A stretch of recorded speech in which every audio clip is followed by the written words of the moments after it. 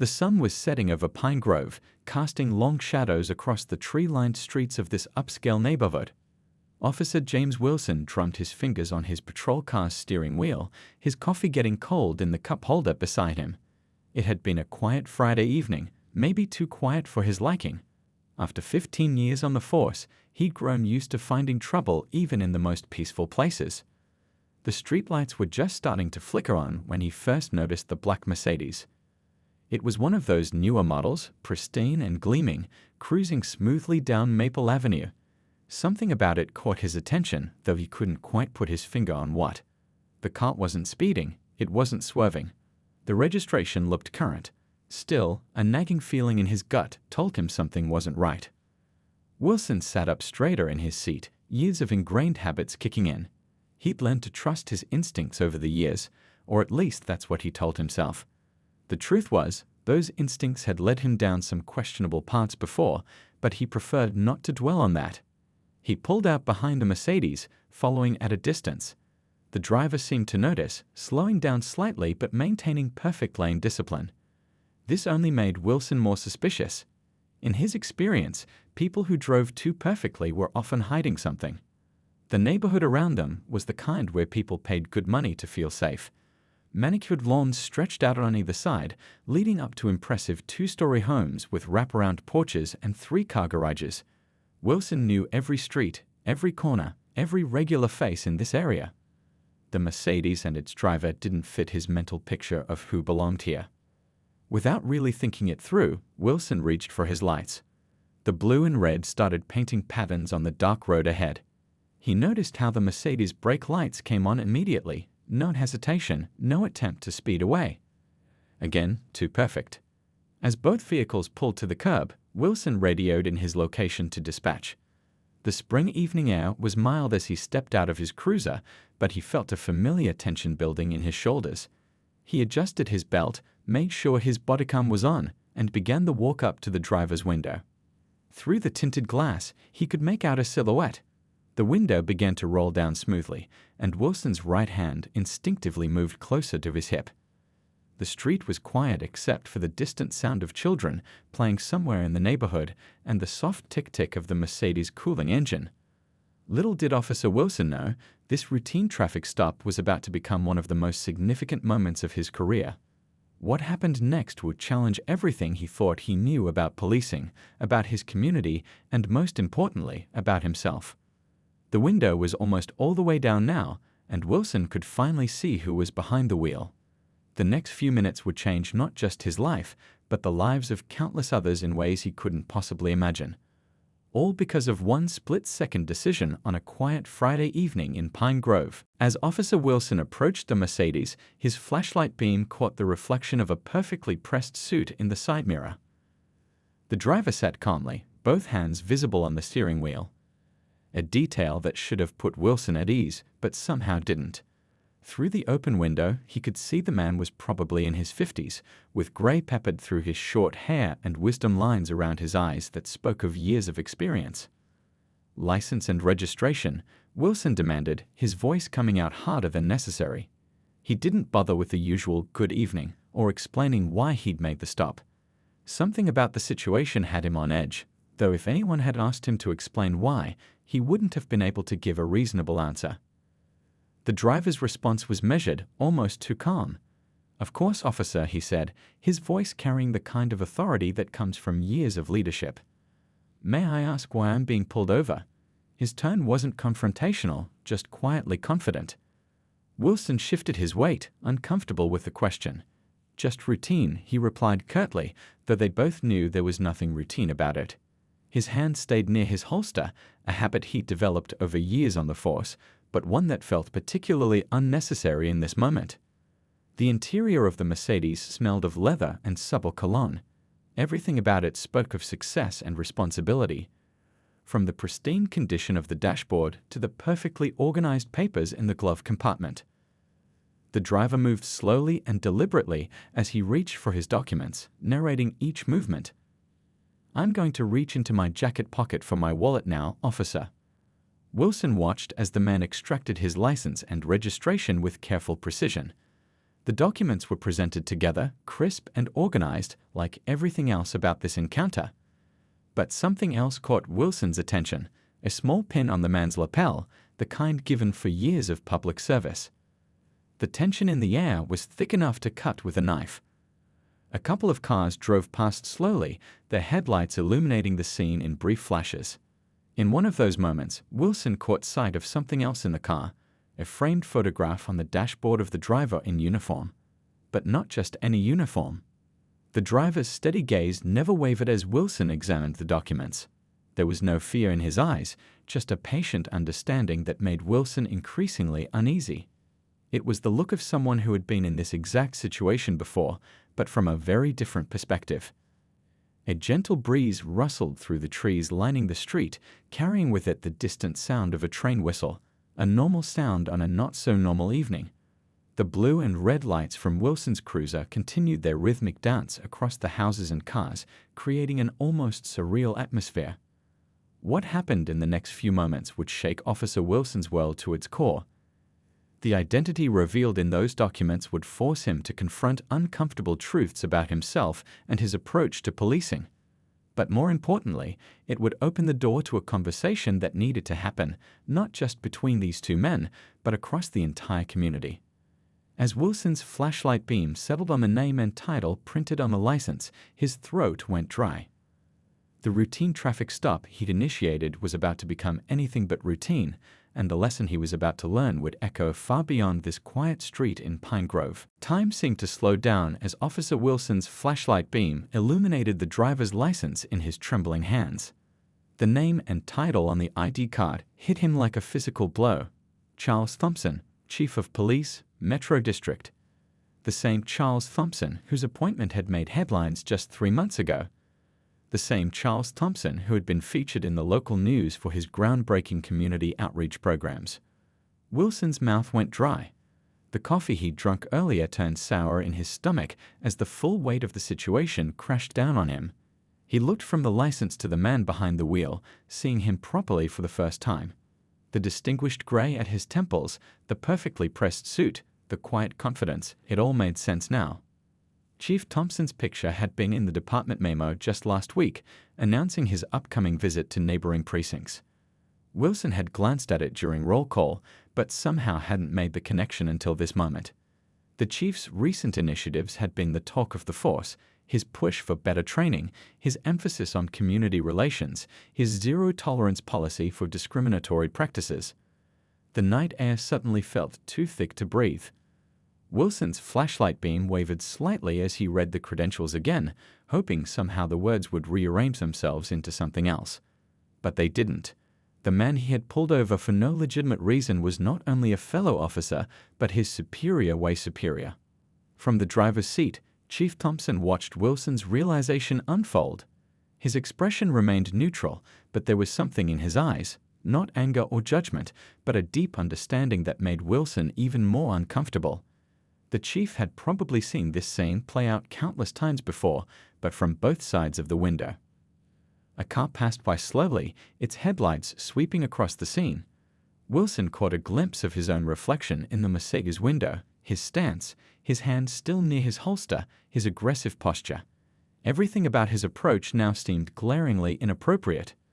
The silence stretched between them, broken only by the soft idle of the Mercedes engine and the distant sound of crickets starting their evening chorus. The weight of the moment pressed down on Wilson's shoulders like a physical burden. His mind raced through possible things to say, but every potential explanation felt hollow. Chief Thompson finally broke the silence, his voice calm and measured. "Officer, I believe we have an opportunity here." He wasn't speaking as an angry man who'd been unfairly profiled, or even as a superior officer addressing a subordinate. Instead, his tone carried the weight of someone who recognized a teaching moment when he saw one. The red and blue lights continued their silent dance across the street, but their rhythm now seemed to underscore the significance of what was unfolding. This wasn't just about a traffic stop anymore. It wasn't even about the chief and the officer. This moment was about to become something much bigger than either of them. Wilson's training had prepared him for all sorts of situations, but nothing had prepared him for this. As he stood there, credentials still in hand, he could feel the ground shifting beneath his feet. Everything he thought he knew about his job, his instincts and himself was about to be challenged in ways he never expected. The night had started as a routine patrol, but it was about to turn into one of the most important lessons of Officer Wilson's career, a lesson that wouldn't come from a textbook or a training seminar, but from a real-life moment of truth on a quiet street in Pine Grove. Standing there in the gentle spring breeze, Officer Wilson felt like he was seeing himself for the first time, and he didn't like what he saw. The reflection in the Mercedes window showed more than just his uniform and badge. It revealed every assumption, every unconscious bias that had led to this moment. His stomach churned as the reality of his actions crashed over him like a cold wave. Why had he really pulled over this car? The question echoed in his mind, demanding an honest answer. The Mercedes wasn't speeding. It wasn't swerving. The registration was current. There had been no traffic violation, no suspicious behavior, nothing except. Wilson's throat tightened as he forced himself to complete the thought. Nothing except the race of the driver. He thought about his 15 years on the force, all the traffic stops he'd made. How many of them had been like this one? The memories flooded back, the routine checks that weren't routine at all, the gut feelings that might have been something else entirely. Each memory now felt like a weight on his shoulders, growing heavier by the second. Chief Thompson sat quietly in his car, his presence a living reminder of everything Wilson had gotten wrong. He was a man who had risen to the top of their profession, who had dedicated his career to protecting and serving the community. And how had Wilson treated him? Like a suspect, based on nothing more than a glimpse through a car window. The irony was almost too much to bear. Just last week, Wilson had sat through a department meeting where they discussed Chief Thompson's new initiatives. He'd even nodded along as they talked about community trust and fair policing. Yet here he was, proving exactly why those initiatives were necessary. A gentle evening wind rustled through the trees, carrying the sound of children playing somewhere in the distance. The normal sounds of the neighborhood continued, oblivious to the profound moment of reckoning happening on their quiet street. Wilson thought about his own kids, about the world they were growing up in. What kind of example was he setting? His mind wandered to all the training sessions he'd attended over the years. They'd talked about bias, shown statistics, played out scenarios. But standing here now, facing the real-world consequences of his actions, those sessions felt like distant theories. This was real. This was personal. This was a moment he couldn't explain away or justify. Chief Thompson's credentials were still in his hand, the photo ID catching the light from his flashlight. The chief's accomplished career was summarized in just a few lines of text, but it spoke volumes about the man's dedication to law enforcement. And here was Wilson, supposedly serving the same cause, but in this moment demonstrating exactly what was wrong with the system. Through the car window, Wilson could see the chief's family photo on the dashboard, smiling faces at what looked like a graduation ceremony. It was another stark reminder that the people they pulled over weren't just drivers or statistics.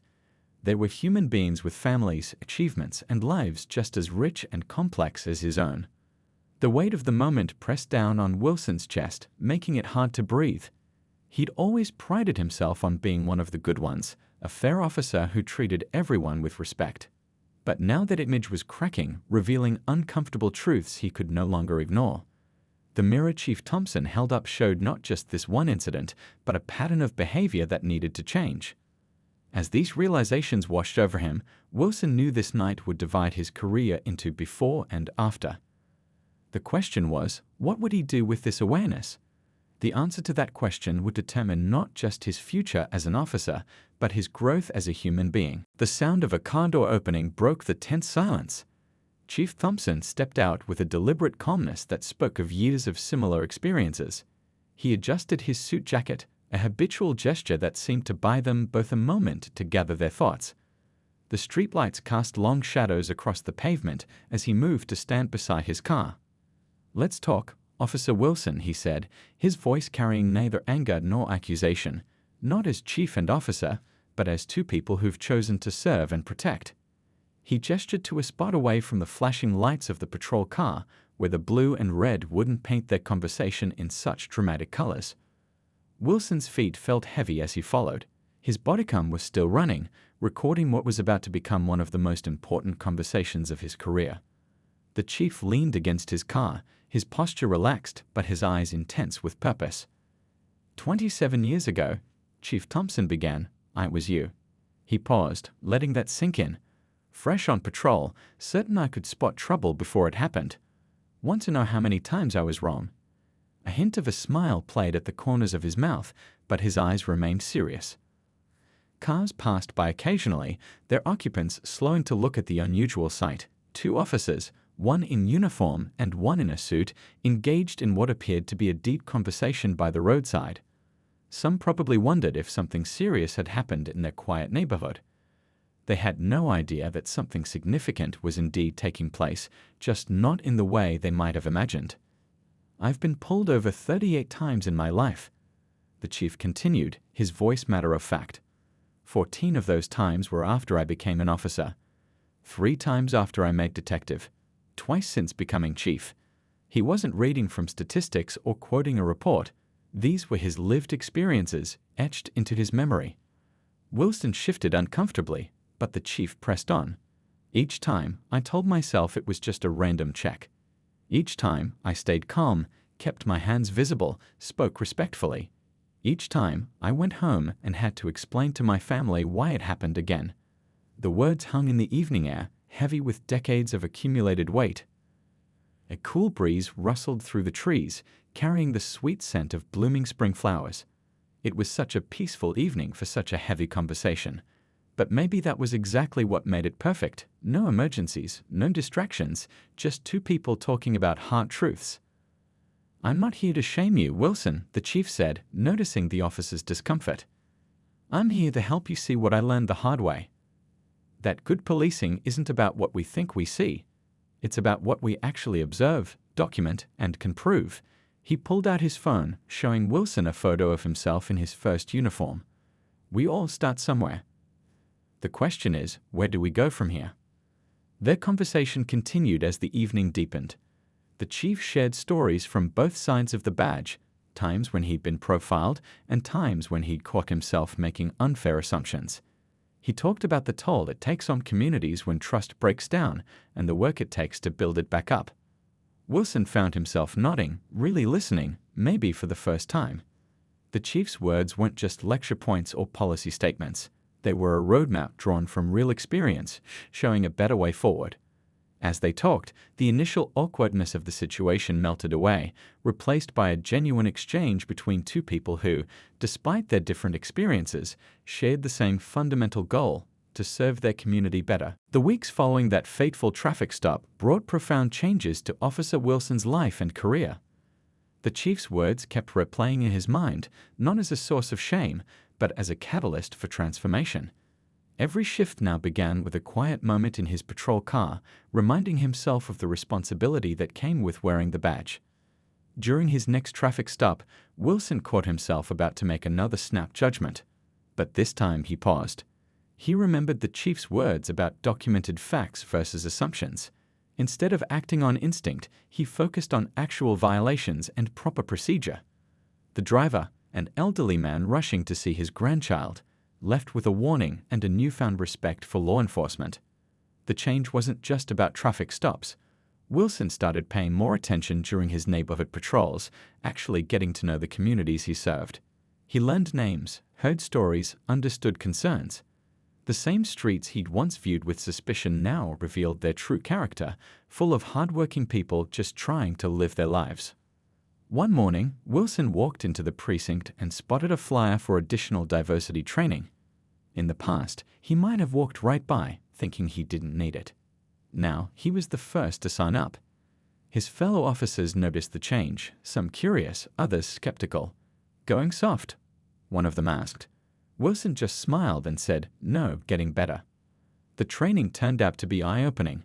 Wilson found himself sharing his experience with the chief, turning his moment of shame into a lesson others could learn from. The instructor, impressed by his honesty, asked him to help develop future sessions. It wasn't always comfortable being so open about his mistakes, but Wilson understood now that growth often meant pushing through discomfort. He started reviewing his old case files, looking at his traffic stop statistics with fresh eyes. The patterns he found were hard to face, but he didn't turn away. Instead, he used them as a baseline to measure his improvement. Each month, he could see the numbers changing, reflecting a more balanced approach to law enforcement. The community noticed too. People who used to tense up when his patrol car drove by now waved hello. Shop owners who had once watched him suspiciously now offered friendly greetings. He hadn't realized how much of the tension he felt on patrol had been of his own making. One day, while getting coffee at his regular spot, he overheard a conversation between two young officers. They were discussing a suspicious vehicle in a nice neighborhood. Wilson's ears perked up. It was so similar to his encounter with the chief. He joined their conversation, sharing his experience and insights. The younger officers listened, really listened, and Wilson saw in their eyes the same realization he'd had that night. His family noticed the change too. His wife commented that he seemed more relaxed after his shifts, less burdened. His children picked up on it as well, asking more questions about his work, showing genuine interest rather than just polite curiosity. He found himself better able to explain his job to them, focusing on protection and service rather than confrontation and control. The transformation wasn't always easy. Old habits tried to creep back in, and some days were harder than others. But Wilson had learned something crucial that night, that being a good officer wasn't about being perfect, but about being willing to learn and grow. As the weeks turned into months, Wilson's patrol car became more than just a vehicle for enforcement. It became a mobile classroom where he continued to learn new lessons about his community, his profession, and himself. The change that started with one traffic stop had grown into something much bigger, a complete shift in how he approached his role as a guardian of public safety. 6 months after that life-changing traffic stop, Officer Wilson found himself standing on a stage at the state law enforcement conference. The bright lights made him squint slightly as he looked out at the sea of uniforms in the audience.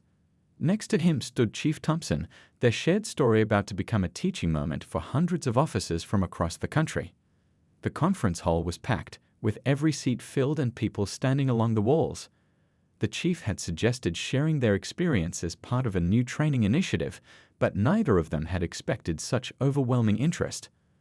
Officers from small towns and big cities alike had come to hear about the traffic stop that changed 2 departments. It started as a routine night. Wilson began, his voice steady despite his nerves. The microphone carried his words across the silent room as he described that evening in detail, the assumptions he'd made, the biases he hadn't recognized, the lesson he'd learned. He could see heads nodding in the audience. His story was resonating with others who'd faced similar moments of truth. When Chief Thompson took the podium, he didn't just talk about that night. He spoke about his journey through the ranks, about the changes he'd seen and the ones still needed. But most importantly, he talked about hope. Hope that every difficult conversation could lead to positive change, just as it had with Officer Wilson. Together, they had developed a new training program. It wasn't just about policies and procedures, it was about real experiences, honest conversations, and practical solutions. They called it the Mirror Project because it asked officers to really see themselves and their actions clearly, just as Wilson had that night. The program quickly gained attention beyond their departments. News outlets picked up the story, not for its controversy, but for its message of transformation. Other police chiefs started calling, wanting to know more about implementing similar initiatives in their own departments. But the real impact was happening on the streets. Officers who went through the training began sharing their own stories of changed perspectives. Community meetings that once felt tense and confrontational became opportunities for genuine dialogue. Traffic stops started ending with handshakes instead of hard feelings. One day, a young officer approached Wilson after a training session. "I used to think these conversations were just about making us feel bad," he admitted. "But now I get it. It's about making us better." That simple statement summed up everything Wilson and the chief had hoped to achieve. The statistics told their own story. Complaints about unfair treatment dropped significantly in departments that adopted the program. Community satisfaction ratings went up. But more importantly, officers reported feeling more connected to the people they served, more fulfilled in their work. The chief's original words about having an opportunity here had proven prophetic. What could have been just another tense traffic stop had instead become a catalyst for real change.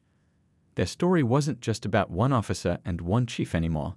It had become a blueprint for how difficult moments could transform into valuable lessons. As Wilson wrapped up his presentation that day, he shared one final thought with the audience. Every interaction is a chance to either build or break trust. The choice is ours. Looking out at the crowd, he could see those words landing, taking root. The legacy of that night would continue through each officer who chose to see their role differently, who decided to turn their own challenging moments into opportunities for growth.